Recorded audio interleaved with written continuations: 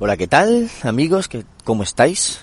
Bienvenidos a Ocio 2.0, vuestro podcast de recomendaciones sobre cine, series, videojuegos, tecnología, cómics o cualquier otra cosa que caiga en mis manos ociosas. Yo soy David Bernat, Bernie para los amigos, y hoy es viernes, pero no os voy a hablar de videojuegos como viene siendo habitual, sino que hoy voy a cambiar, hoy voy a hablar de un cómic.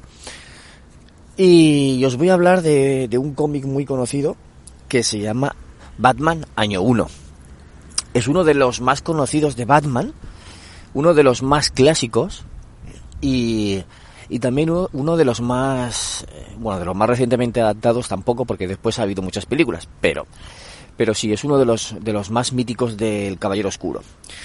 Tanto que fijaos que data de 1988. Del 88, o sea, es bastante antiguo, pero aún así es de los más reconocidos y de los más respetados de este personaje. Batman 1 fue escrito por Frank Miller, conocido guionista, escritor que trabajó para la compañía, y fue ilustrado por David Mazzucchelli. Que a lo mejor este autor no lo conocéis tanto, pero los que conozcan el cómic sí que estarán más familiarizados con él. Batman Año 1 nos cuenta el origen de Batman. Pues el origen de Batman y de su relación con James Gordon, el comisario de policía, cuando por aquel entonces todavía no era comisario, era un simple policía que se había mudado a Gotham, creo que venía de Chicago. Se muda con su mujer, que está embarazada, y él es un policía, pero por varios actos de valor coge importancia y coge respeto, ¿no? Allí en el Gotham City Police Department, GCPD. Y a su vez, Bruce Wayne vuelve a la ciudad después de haber estado 12 años fuera. Recordemos que Bruce Wayne se había ido tras el asesinato de sus padres en el Callejón del Crimen. Thomas y Martha Wayne son asesinados y él se va a formarse. Se va a formarse al exterior. Y también te cuentan pues algunos flashbacks de cuando es pequeño, de cuando vivía en la mansión con sus padres y se cae a una cueva, la Batcueva, que aún no era Bat. Bueno, sí, era Bat porque había murciélagos. Pero la cueva que había bajo la mansión, él se cae jugando por accidente y entonces se descubre que hay un montón de murciélagos y ahí le coge miedo a los murciélagos, porque claro, es pequeño y hay muchos alrededor y entonces él les tiene miedo. Y bueno, pues cuando vuelve de formarse, claro, él va y se vuelve un experto en luchas, en artes marciales, en lucha cuerpo a cuerpo, estudia también, creo que es criminología o algo así, ciencias. La verdad es que no es solo entrenamiento físico, sino también entrenamiento mental, y vuelve muy muy preparado. Y cuando está en la mansión es una escena muy mítica, que está sentado en el sofá, o en un sofá o un sillón.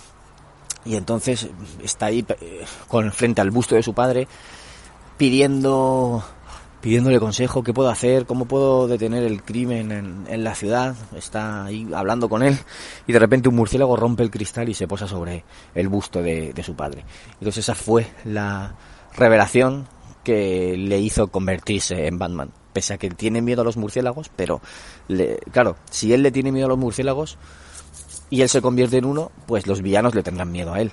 Y ese fue el guiño, o ese fue el momento en el que se dio cuenta de en qué se tenía que convertir. Bueno, para ir recapitulando, decir que tanto Bruce Wayne, convertido ya en Batman, como James Gordon, se están enfrentando a una amenaza que tiene la ciudad, que es Falcone, el mafioso italiano, que es también conocido. Me refiero a un personaje conocido de los cómics, que ha salido en muchas historias y ha salido también en adaptaciones fílmicas y de dibujos.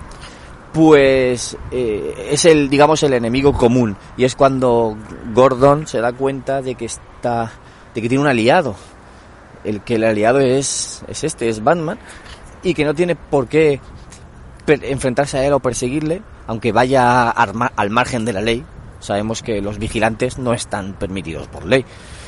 Entonces le permite actuar, y se apoya en él muchas veces y le pide ayuda para poder vencer a este enemigo común y así limpiar la ciudad. El problema de Gotham es que nunca se limpia y la delincuencia nunca se va. Es un mal intrínseco que tiene esa ciudad, es una ciudad envenenada, que bueno, que esto dará pie a muchas historias futuras y a muchos argumentos futuros que quizá cuente en algún programa o no. Pero bueno, voy a dejar ahí de contaros la historia para no revelaros el final por si no la habéis leído, pero bueno, es bastante conocido. Y un elemento, un gadget que tiene también, que me acuerdo mucho de este cómic, es ese sensor, ese botón que tiene en las botas, que cuando está en peligro lo activa y entonces emite unos ultrasonidos que llama a los murciélagos de la cueva. Entonces vienen un montón de murciélagos, despistan a los enemigos y así él se puede escapar o puede reaccionar. Es como una ayuda que tiene. ¿Y por qué os comento también esta escena? Porque el cómic Batman Año 1 fue la inspiración de Christopher Nolan para para hacer la película Batman Begins, que no es exactamente igual la película, pero sí que se inspira mucho en todo lo que tiene, en toda la trama de este cómic, en cómo se va a formarse, en cómo toda la estructura, digamos. El asesinato, Bruce se va, Bruce vuelve entrenado, tiene esa visión, conoce a Gordon, tienen el enemigo común, lo del botoncito este que llaman los murciélagos sale en la película. Son muchas cosas, se inspira mucho. Podríamos decir que Batman Begins es la adaptación cinematográfica de Batman Año 1, aunque no lo haya dicho oficial, pero bueno, se ha dicho en muchos sitios, se ha dicho siempre. Y de hecho yo no había leído este cómic hasta que vi la película. Claro, yo en su momento no lo leí porque era muy pequeño y después pues a lo mejor no estás buscando cómics antiguos, pero cuando salió esta película me gustó tanto que lo leí en varios sitios, que era la inspiración para él. Por eso lo compré, que salía en una colección, y al leerlo me di cuenta de que sí, que la película estaba muy inspirada en este cómic. Y por eso ahora también es uno de mis favoritos del personaje, porque la película me gustó muchísimo. Fue el principio de una era, digamos, para el personaje. Fue el renacer de mi pasión hacia este héroe.